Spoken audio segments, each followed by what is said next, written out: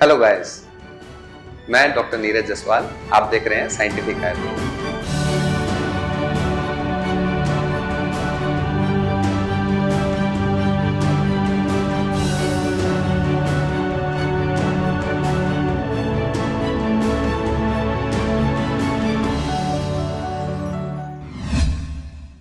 आज का जो हमारा टॉपिक है दैट इज रूमेटॉइड आर्थराइटिस।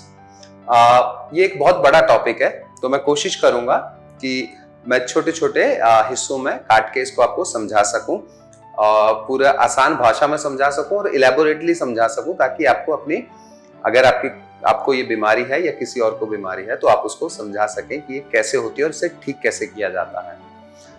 पहले तो एक बहुत ही अच्छा कोट है कि try surviving in a body that wants to destroy you.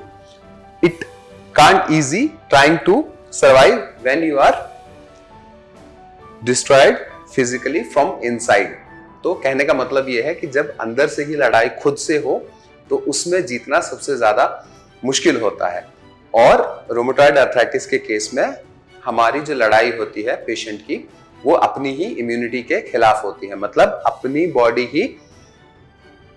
अपनी बॉडी की दुश्मन बन जाती है। जो अपनी बॉडी की इम्यूनिटी होती है वो अपनी बॉडी की दुश्मन बन जाती है। So let's move on to the topic. First is हम देखेंगे इसका इंट्रोडक्शन देखेंगे, उसके बाद कॉजेस देखेंगे, क्या क्या कारण है इसके होने के, एंड फिर हम इसके सिम्टम्स देखेंगे। तो इंट्रोडक्शन में figures and facts about the rheumatoid arthritis, okay. And the next is causes. इसमें एक टॉक्सिन फॉर्मेशन होता है, उसकी पूरी पैथोजेनेसिस, मतलब ये कैसे बनता है, मैं आपको समझाऊंगा। And the last one is symptoms and its relation with the time, okay. So let's move to our first slide. पहला है rheumatoid arthritis is a autoimmune disorder. देखिए यहां पे एक शब्द आया है ऑटो इम्यून। ऑटो इम्यून मतलब अपने ही बॉडी का जो इम्यूनिटी सिस्टम है वो हमारी ही बॉडी को नुकसान दे रहा है, that is called auto immune. इसके बारे में मैं आगे डिटेल से डिस्कस करूंगा। इनफैक्ट ऑटो इम्यून डिसऑर्डर्स क्या क्या होते हैं उसके ऊपर मैं एक अलग से वीडियो भी बनाऊंगा। And the second is it's a most common of auto immune arthritis. मतलब जहां पे अपनी बॉडी ही अपने जॉइंट्स को डिस्ट्रॉय कर रही हो, ऐसे आर्थराइटिस में ये सबसे ज्यादा कॉमन आर्थराइटिस होता है, रूमेटॉइड आर्थराइटिस।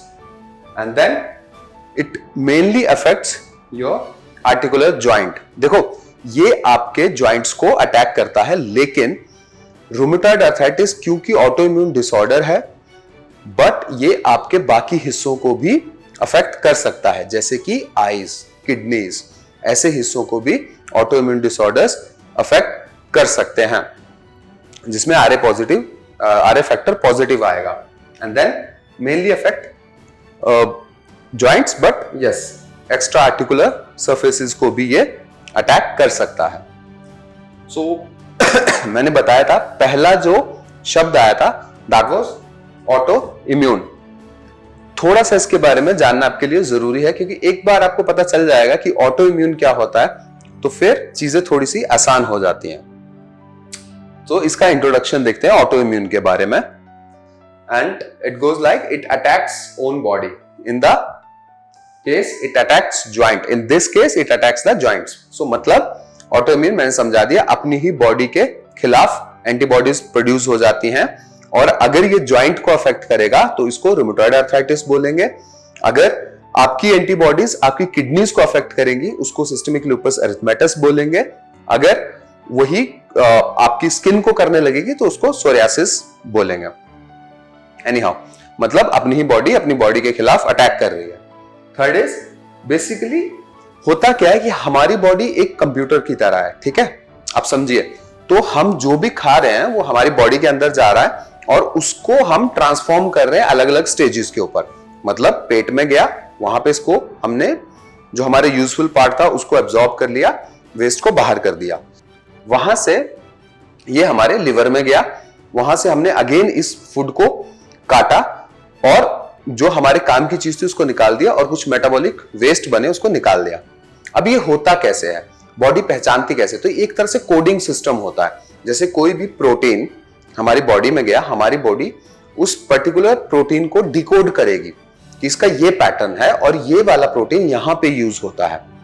तो ज्यादातर इस तरह के ऑटोइम्यून डिसऑर्डर प्रोटीन्स को लेके होते हैं, क्योंकि प्रोटीन एक तरह से समझिए आपकी एक कोड है, और अगर हमारी बॉडी उसको डिकोड कर लेती है तो वो हमारे यूजफुल हो जाता है। अगर उसको डिकोड नहीं कर पाती है तो हमारी बॉडी उस पर अटैक कर देती है, और उस केस में वो क्योंकि समझ नहीं पाती बॉडी ये बाहर का है या हमारी बॉडी का है, और हमारा बॉडी को ही नुकसान होने लगता है।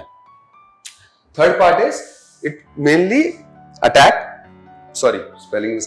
Other tissues also like eyes and skin, जैसे मैंने बता दिया था। अभी नेक्स्ट इस पे चलते हैं।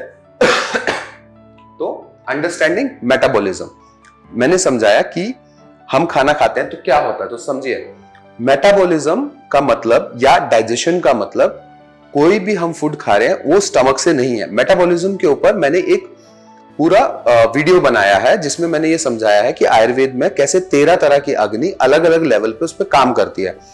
तो ये डिफेक्ट किसी भी स्टेज पे आ सकता है, जैसे कि स्टमक के लेवल पे आ सकता है, देन आपका लिवर के लेवल पे आ सकता है। स्टमक से खाना एब्जॉर्ब हुआ और उसके बाद वो लिवर में गया, तो लिवर के स्टेज पे भी आपकी बॉडी उसको डिकोड करने में असमर्थ हो सकती है, और उस केस में भी कुछ ऐसा प्रोडक्ट निकलेगा जिसमें आपकी बॉडी उसको अटैक कर सकती है।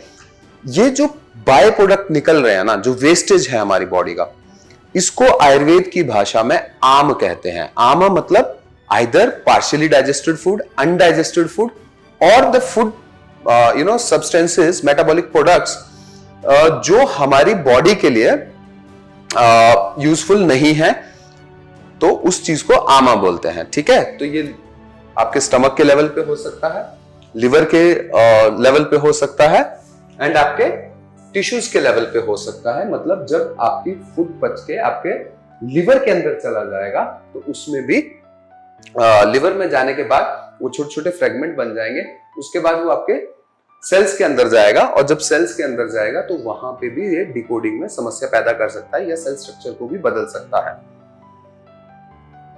तो ये था मेटाबॉलिज्म, होपफुली आपको अंडरस्टैंड हो गया हो।